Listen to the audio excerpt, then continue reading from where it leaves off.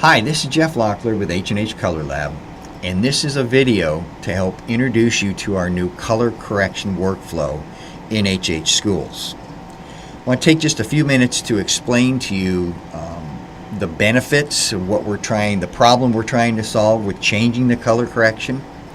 So think of it in the fall.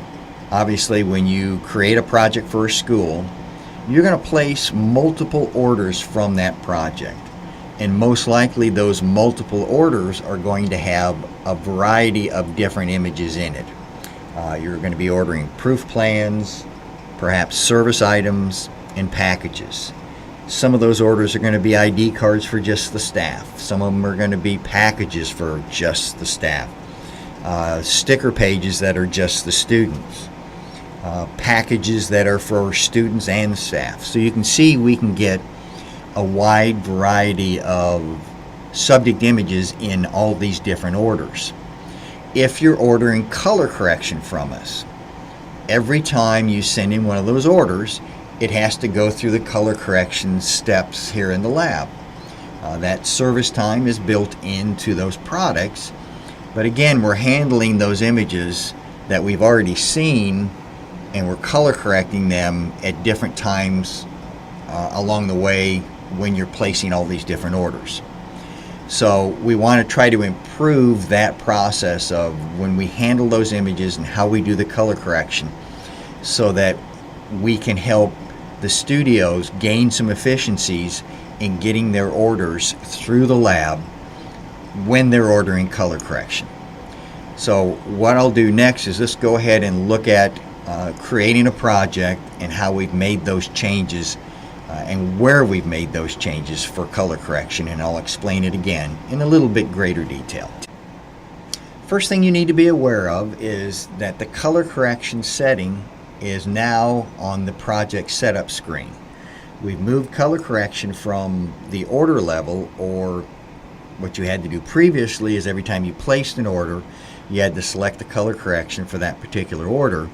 We've moved it to the project setup now so that when you create your project, you're going to select the color correction method to use for that particular project.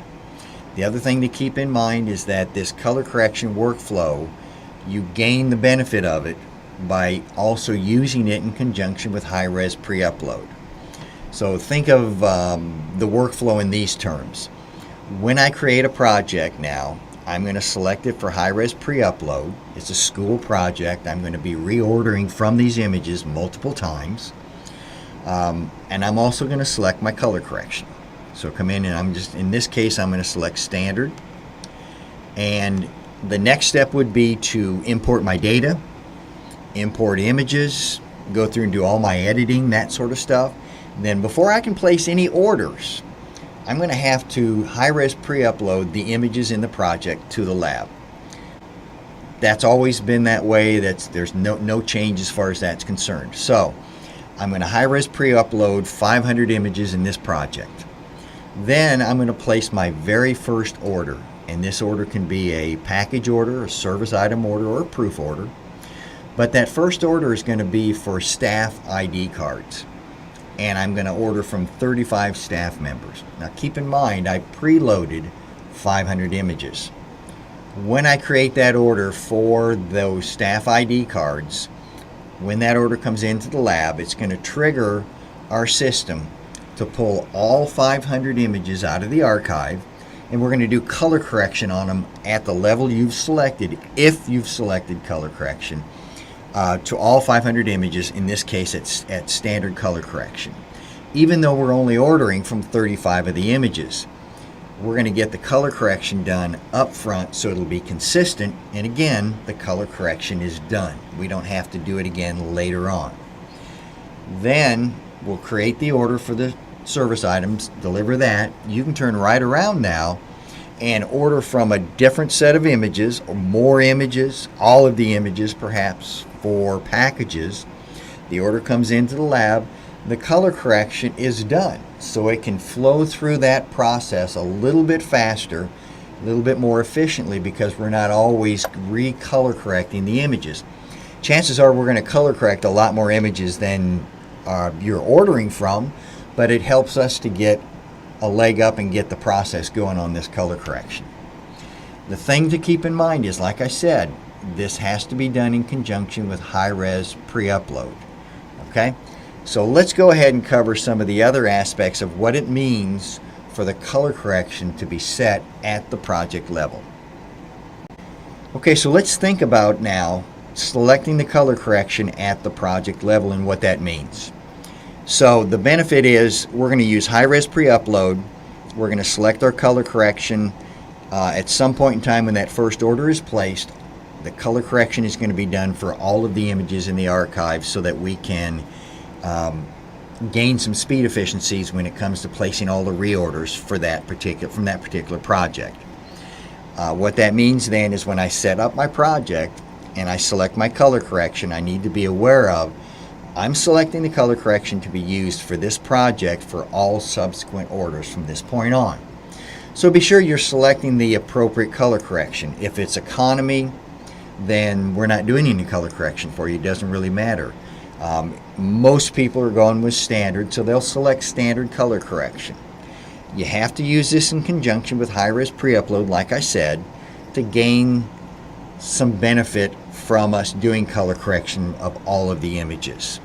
So having said that, if at some point in time prior to placing the first order you decide that you made a mistake with your color correction, you can change the color correction setting down from standard to economy or down from deluxe to standard. Okay, but once I have finalized an order, meaning those images have been preloaded to the lab, I've sent an order to the lab, the color correction's been done, the color correction in the archive is now standard, I will not be able to select a lower level of color correction in the software. In the case of this project now, you can see I've already preloaded these images. I haven't placed an order. I can still change my color correction setting around. But once I've actually created that order file, you'll see that I will not be able to change my color correction from standard down to economy. I have now created an order from this project, and having done that, you can see now that I can only go from standard to deluxe. Economy is no longer available. So that's the thing you'll need to be aware of when it comes to selecting your color correction after you've placed an initial order. And when I say place an initial order, that means you have finalized an order to send to the lab, that you will not be able to change the color correction to a lower level. So keep that in mind. The benefit now for you, think of it in these terms, is you're going to select your color correction, so maybe be a little bit more thoughtful in how you set your color correction for your project and keeping in mind how you order your service items. But the benefit for you will be that we're going to be able to color correct all of your images at one time. Color corrections done so that whenever you send your order files into the lab, we'll be able to do more what we refer to as in parallel processing of ID card orders and print orders with sticker page orders and all those different types of orders.